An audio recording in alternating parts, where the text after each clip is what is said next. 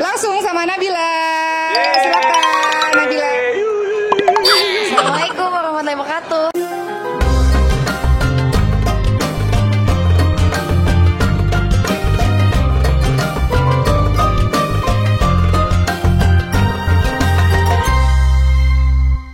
Assalamualaikum warahmatullahi wabarakatuh. Teman-teman, selamat datang di vlog saya lagi, dan kali ini berbeda karena sekarang sama teman-teman yang luar biasa di sini. Coba dikenalkan satu persatu, silakan. Di sini ada Nabilanya. Kita lagi di sini sebenarnya lagi kumpul karena tadi habis press conference mungkin ya untuk film terbaru judulnya Jomblo Fisabilillah, dan ini adalah pemain-pemainnya. Jadi Jomblonya mana? nah, jomblonya nggak ada ya? Oh, jomblonya yang ini. Jadi ini para pemain-pemainnya, dan kita walaupun teman-teman udah kenal ya semuanya satu persatu, cuman kita kenalan lagi, dan sekaligus nggak apa-apa ya kita kasih tahu nama karakternya aja. Tapi kalau untuk cerita secara garis besar nanti mungkin akan dijelasin juga sih sama teman-teman di sini. Langsung sama Nabila. Silakan Nabila. Assalamualaikum warahmatullahi wabarakatuh. Hai semuanya, aku Nabila Ayu. Di sini aku berperan jadi Anissa. Anissa itu wanita yang kalem, yang anggun, ya Nabila banget lah.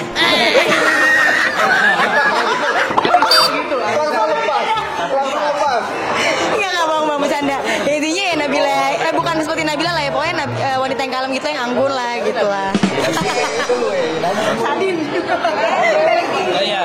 Assalamualaikum, halo, nama saya Thomas Georgi. Oh, salah. Ricky Harun di Jomblo Fisabilillah perannya jadi Yusuf. Nah, jadi Yusuf. Jadi di film ini di luar dari filmnya ada perjodohan yang akan dilakukan. Yang mana kali itu? Adin dan Nabila. Enggak, siapa tahu di realnya juga. Itu yang di IG kan? Next. Tunggu. Bang Kirun, ini film yang keberapa sih? Kayaknya udah banyak banget filmnya. Udah nggak terhitung kayaknya ya. Nih ya, kalau disebutin sombong, nggak disebutin kayak rendah hati gitu kan. Mending cari sendiri di Google. Filmnya udah banyak banget. Nah, sekarang ada Mas Haji di sini, silakan. Ya, Assalamualaikum Pertama kali main film itu ya? Apa nih judulnya? Ketika Mas Gaga pergi sama Dekas dalam Ketika Mas Cinta Gaga terakhir. pergi. Gimana dalam film ini jadi apa? Terus kira-kira apa karakternya kayak gimana? Iya, di dalam film ini aku berperan sebagai Imron. Imron ini diantara Adin, Kak Mario, dan Kak Riki yang paling unyu-unyu, yang paling muda, masih kuliah. Dan apa ya, kebetawian sih sekarang. Oke Mas Haji, aku mau tanya, kan di sini ada beberapa pemain-pemain senior ya, Iya, maksudnya benar. para artis-artis zaman dulu ya, eksis sampai sekarang. Seperti Zaman dulu ya Kak ya? yang ini, semua yang ada di sini. Dan akhirnya Mas Haji bisa main sama mereka gitu, gimana rasanya? Iya, suatu kehormatan buat Aji sendiri juga. Banyak belajar juga dari Kak Mario, dari Kak Riki Harun, dan Kak siapa namanya? Kak Seto. Kalau aku sama Kak Andi Boy ini udah pernah waktu itu satu sinetron. Dan waktu itu kita pernah ada adegan fighting. Tiba-tiba dia latih, gimana tanya?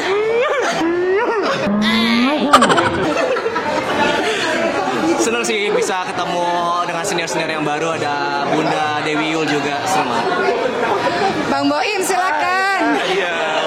Bang Boim karakternya apa sih? Karakternya apa di film ini dan memerankan sebagai apa? Jadi Scooby-Doo.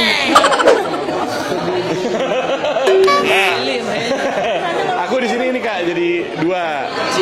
Ramlan sama Togar. Bayarannya 2. Satu. MC sama jadi MC tadi. Jadi ada 3 karakternya Kak. Tapi kenapa mau terima film ini? Ceritanya memang bagus, dan ini kayak fenomena di anak muda zaman sekarang yang relate banget gitu kan. Ya yang pasti juga orang-orangnya juga seru-seru ya. Udah pernah ngeliat di TV sebelumnya. Pemain-pemainnya seru-seru ya aslinya ya. Seru-seru. Ternyata produsernya juga seru-seru juga. Iya, soalnya sini ada Mbak Helvi, ada Mbak Asma. Oke, Karya, silakan. Di sini ada Kak Mario, silakan. Karya jadi apa di sini? Ya oke, Bismillahirrahmanirrahim. Assalamualaikum warahmatullahi wabarakatuh. Saya Mario Rinsya. Di sini jadi Anton. Anton itu bujang lapuk gitu. Apa mau nikah berkali-kali nggak jadi.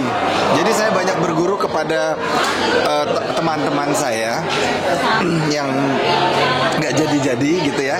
Nah di sini kita berteman dengan lo minggir deh, minggir ya. Yang teman-teman yang ini, nih ya, yang ini berteman. Jadi ya memang udah Pak, balik lagi boleh. Sorry, emang suka harfiah anaknya ya. Di project ini kenapa gue seneng gitu ya, karena banyak pesan-pesan implisit yang kalau dicari makna atau hikmahnya tuh deep sebenarnya. Kayak ceritanya dia lah nanti nih, kita kasih tahu kisi-kisi aja ya. Ceritanya dia ini pasti banyak dialami banyak orang di kasus. Apa itu? Oh ini ya, Main suling. banyak dialami orang. Nah sementara kalau di kasusnya Anton sendiri, orang banyak di posisi itu bayangin kalau misalnya nikah nggak jadi-jadi, itu akhirnya pilihannya kan cuma 2 sampai udahlah gak usah nikah aja gitu. Tapi si Anton masih punya harapan gitu, dan dia sadar bahwa sampai saat ini gue belum menikah tuh bukan karena emang gue nggak jago skillnya, tapi karena emang gue belum sampai di titik yang layak. Nah gitu kira-kira.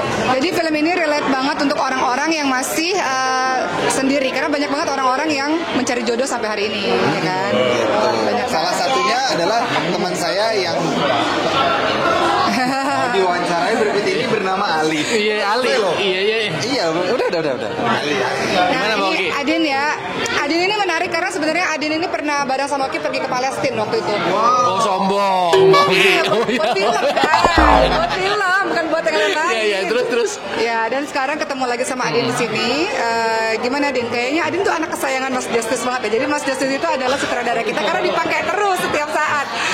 Gimana Din main film? Ya alhamdulillah Mbak Oki selalu membersamai perjalanan film saya, alhamdulillah. Tadi kan saya udah bilang ini film kelima dengan asosiat Mbak Oki, Mas Justice, Bunda Helvi, Bunda Asma, Ustadz Erik, Pak Imam segala macamnya. Alhamdulillah sekarang dikasih amanah lagi, mungkin ini akan berbeda. Spoiler dikit dari film yang sebelum-sebelumnya sama Mbak Oki gitu. Karena yes, kita sering ngobrol saya sama Mas Justice nanti proyek-proyek ke depan Justice ini. Sutradara di film ini. Sebenarnya bukan anak kesayangan Mas Justice gitu, justru Mas Justice kesayangan saya. Kebalik. Kebalik gitu, saya yang mengajak Mas Justice. Tapi gitu, jangan salah ya, beberapa orang tuh kalau ngelihat orang-orang gondrong tuh agak-agak takut ya. Tapi mereka ini adalah orang-orang baik hati, insya Allah. Oh, Masya Allah. Terima kasih. Jadi begitu Mbak Oki. Oke, mungkin terakhir dari Adin, pesan deh untuk orang-orang yang masih jomblo visabilillah sesuai dengan film kita. Diri sendiri masih jomblo. Iya. Gue suruh ngasih pesan padahal gue sendiri pelakunya ya kan. Masih mencari jodoh ya kan? Gimana? Itu begitu sulit. Iya, sebenarnya berat itu pertanyaan yang Mbak Oki kasih. Ngasih wejangan ke teman-teman yang masih jomblo, karena saya sendiri masih dalam tahap ini ya. Apa sih? Orientasi. Bukan. Bahasa kerennya nih ini. Kalau gue sering lihat di Instagram tuh memantaskan diri. Gitu. Ya kita doakan lah ya, semoga segera dipantaskan dan segera mendapatkan jodohnya. Mohon doanya. Tapi yang jelas ini beberapa pemain-pemain dari film Jomblo Visabilillah, maka teman-teman doain aja semoga proses syuting mereka berjalan dengan lancar, insya Allah. Amin. Dan senang banget karena di sini orang-orang baik semua. Amin, Jadi insya Allah, mudah-mudahan dari mulai penulisnya juga orang-orang baik, penulisnya dari situ nanti kita tanya sama mereka, dan juga pemain-pemainnya orang-orang baik, dan tetangga-tetangga saya ini tetangga saya sebenarnya. Oh, jadi ini film RT gitu. Semua akan tangsel pada waktu.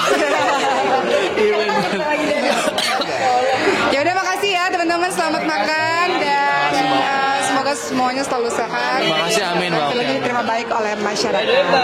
Ya udah ya gitu ya teman-teman, mau makan kita akan ketemu sama penulis dan produser-produser yang lainnya. Itu dia. Nah kalau tadi udah ngobrol sama pemainnya, sekarang ngobrol sama dua orang yang sangat melegenda di dunia kepenulisan dan sekarang sudah merambah ke dunia film. Karena beliau-beliau ini nggak cuma nulis buku lagi sekarang, udah macam-macam ya, udah merambah ke film dan filmnya udah banyak banget. Termasuk Mbak Helvi, Mbak Asma ini adalah produser juga dalam film Jomblo Fisabilillah. Menurut Mbak Helvi dan Mbak Asma sendiri, namanya kenapa sih dengan Jomblo Fisabilillah? Dan kalau kita lihat dengan anak-anak muda di zaman sekarang, nah bagaimana dengan kehidupan mereka sampai-sampai kita mengkampanyekan Jomblo Fisabilillah melewati film ini? Iya, jadi kita berawal dari keprihatinan ya. Sebetulnya selain memang kan dari awal kebersamaan kita di Warna Pictures ini kita pengen bikin film yang nggak cuma jadi tontonan ya, tapi juga bisa punya nilai tuntunan gitu ya, bisa menjadi media untuk menebar kebaikan. Makanya dari 212 The Power of Love, kemudian Haya 1, Haya 2 gitu, dan tradisi kita juga kalau misalnya filmnya dapat apa ya sambutan yang hangat dari pemirsa, kita udah punya komitmen selalu tuh tradisi untuk bagian ya prosentase untuk disedekahkan. Jadi minta doanya nih untuk Jomblo Fisabilillah. Dan kalau sekarang ya itu dari keprihatinan. Jadi kita pengen bikin film yang anak muda banget gitu ya, yang kalau dari judulnya juga kayaknya bikin senyum gitu ya, Jomblo Fisabilillah gitu. Tapi juga kita pengen ngajak gitu di tengah kalau generasi dulu ya para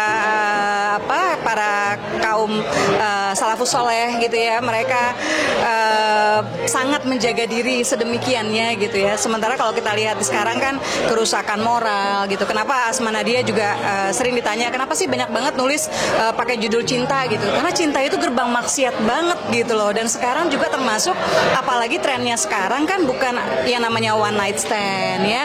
Nggak harus lagi loh untuk pacaran untuk bisa berhubungan gitu. Bisa sekali ketemu abis tuh ya kemana gitu kan ya, tidur bareng dan sebagainya gitu. Dan sebetulnya yang kita concern juga resikonya loh gitu. Resikonya bahwa meskipun misalnya yang tidur bareng itu pakai pengaman lah atau apa, tapi ujung-ujungnya ketika melakukan siap nggak sih gitu dengan resikonya. Dan kebanyakan perempuan ya, anak-anak gadis salah yang satu cara jadi ini lewat film ini. Iya, kita pengen oke gitu, ada pilihan nih gitu. Dan pilihan kalau buat yang muslim sebetulnya cuma dua ya, itu jomblo fisabilillah ya, jomblo karena Allah sambil kita menanti gitu kan. Tapi ujung-ujungnya nikah tanpa pacaran harusnya gitu. Belvi gimana Belvi? Dan sekaligus sama satu pertanyaan lagi juga, film sebagai film sebagai media dakwah. Iya, film sebagai media dakwah tentu saja menjadi spesial karena seringkali film itu lebih bisa punya daya pikat, punya daya gugah, punya daya ubah yang lebih cepat. Masya Allah. Ketimbang media dakwah yang lain. Kalau kita ceramah terkesan diceramahin gitu kan. Tapi kalau film kan kita melihat, oh ini tokohnya begini, oh ada upaya misalnya para remaja untuk mengidentifikasikan diri, oh ini kok gue banget ya, oh ya harusnya gue ngambil jalan kayak gini. Ada pilihan-pilihan gitu. Jadi mereka bisa terinspirasi. Begitu juga dengan tulisan, masing-masing media tentu punya keistimewaan. Tapi film adalah jalan tol sebenarnya. Salah satu jalan tol ya untuk dakwah kita lebih dekat dengan masyarakat, termasuk dengan anak-anak muda ini. Nah, film Jomblo Fisabilillah ini kita harapkan mudah-mudahan menjadi pilihan ya, pilihan yang mudah-mudahan sih pilihan yang menyenangkan dan kemudian sekaligus menginspirasi bagi anak-anak muda kita. Mereka yang biasanya dicekoki isu-isu yang sekarang ini kan yang luar biasa ya, misalnya yang tadi Asma bilang ya, macam-macam isu seperti itu. Nah, mereka bisa melihat sesuatu yang berbeda di film ini. Dan kita juga senang karena pemainnya juga keren-keren nih. Dan sebagian juga jomblo yang memang berusaha untuk menjaga kehormatannya. Jadi insya Allah sesudah film ini tayang, ada bukunya dulu ya, ditulis oleh Asma dan saya penulis kedua nih, Asma penulis pertamanya ya. Dan saya senang banget karena bisa balik ke dunia remaja gitu. Walaupun nanti kita juga ada buku kita berikutnya yang itu ya, yang lebih dewasa lagi gitu. Jadi itu Oki, mudah-mudahan kerjasama ini, saya suka banget kerjasama sama Oki, Ustadz Erik ya, dan teman-teman pemain di sini gitu luar biasa. Mudah-mudahan keberkahan yang utama. Amin. Ya, keberkahan yang utama. Mungkin gini, sambil nanti nih kita minta doa semua gitu gitu ya. Teman-teman yang udah nggak sabar nanti bisa baca novelnya. Sementara di aplikasi dulu, aplikasi KBM App, tapi novelnya nanti diterbitkan sama Republika dan insya Allah juga akan jadi media partner mudah-mudahan buat film kita. Jadi minta doa semua, mudah-mudahan buku dan filmnya sama-sama berkah, sama-sama maksimal mengajak pada kebaikan. Amin, teman-teman doakan kami ya yang sedang berjuang dengan film melalui film sebagai media dakwah. Jadi doakan kami semua semoga istiqomah dan bisa memberikan yang terbaik untuk teman-teman semua. Thank you for watching video ini. Teman-teman komen di bawah kira-kira mau vlog tentang apa lagi. Apa kata mereka tentang film sebagai media penyebar kebaikan atau film sebagai media dakwah? Silakan. Ya, jadi kalau kata Mas Jasis, ini kan gue sering ngobrol sama Mas Jasis, ketika kita berkarya, paling tidak kita harus membuat sesuatu yang baik. Jadi intinya apapun itu supaya tidak jadi dosa jariah. Yang saya pelajari dan yang saya ketahui, saya hanya menyampaikan kembali ya, apapun yang kita perbuat itu harus bermanfaat untuk orang lain. Itu dia. Ya kita kan namanya kerja kan ya Pak, namanya nyari nafkah. Gimana caranya kita nyari nafkah tanpa harus nyakitin orang lain. Masya Allah, keren. Malah justru harus kita buat seneng orang lain. Masya Allah. Haji silakan. Ya benar apa kata Kak Ricky Harun, dan semoga film ini bermanfaat buat kalian semua. Amin. Selama Nabila berada di dunia entertain ya, baru kali ini Nabila kayak mencoba sesuatu hal main film yang banyak banget manfaatnya, banyak banget pelajarannya. Di dalam film ini tuh komedi tapi juga banyak dakwahnya juga. Jadi ya alhamdulillah insya Allah bakal jadi manfaat juga untuk aku dan teman-teman semuanya dan juga yang nonton insya Allah. Gitu, amin. Arigatou gozaimashita.